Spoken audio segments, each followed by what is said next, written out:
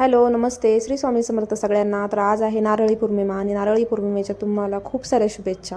आणि उद्या आहे रक्षाबंधन. तर आज आहे ना राखी वगैरे घ्यायला जायचं होतं. खूप आधी जायचं होतं पण वेळ भेटला नाही. आणि आज शुक्रवार पण आहे. आज इथला बाजार असतो तर बाजार पण करून घ्यायचा होता. मागच्या शुक्रवारी बाजार केला नव्हता मी, तर म्हटलं थोडंसं भाजीपाला आणायचं आहे. आणि इथं दूध वगैरे तापून झालं होतं माझं.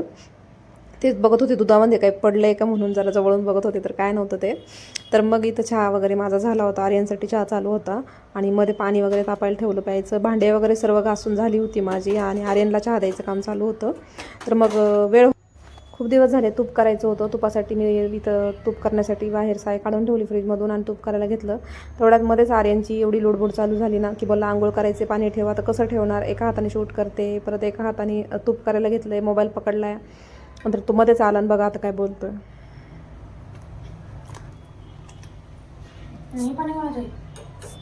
ते प्यायचं पाणी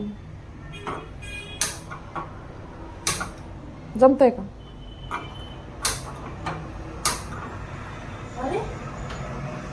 चालू आहे, तू व्यवस्थित कर.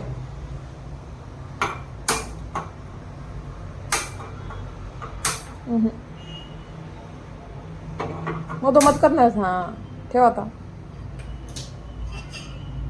हळूच. अशी ठेवतात का? व्यवस्थित ठेव, सरळ. हे बघ किती सांडलंय माझ्याकडून इथे.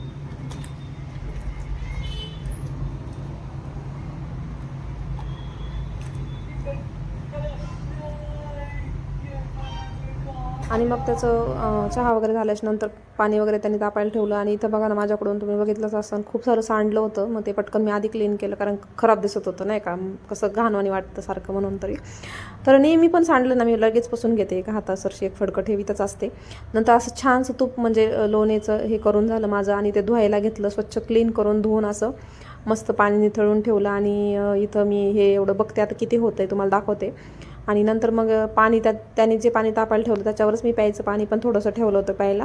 आणि आता 2 मिनटात आर्यन बघून घ्या कसा बघतोय. हे बघा, त्याला आहे ना पातेल्यामध्ये साय असली ना ते खायला खूप आवडतं. आणि हे सिंचान, मला हेच कळत नाही ह्या मुलांना सिंचानमध्ये एवढं काय असतं. असो, जसं आपलं सिरियलमध्ये असतं तसं त्यांचंही असेल. आणि माझ्या मुलाला सिंचान खूप आवडतं. नंतर इथं तूप वगैरे होतच होतं. आणि इथं पोहे करून घेतले नाश्त्याला. आज रेड कलरचे पोहे बनवले. आणि कपडे धुवून झाले होते तर ते कपडे पण मी वाळत घातले. नंतर इथं तूप कडून झालं होतं माझं बाकीचं काम होऊस तर मस्त. आणि इथं मग एवढं तूप निघलं आहे बघा. आता ही एक किलोची असेल तर मग अर्धा किलो निघलं असं म्हणता येईल. म्हणायला काही हरकत नाही. एवढं मला बघा, तुम्ही सांगा किती निघलं. तर नंतर मग मी साडी वगैरे नेसले, मस्त आवडलं. आणि मग मी आर्यनला घरीच ठेवलं.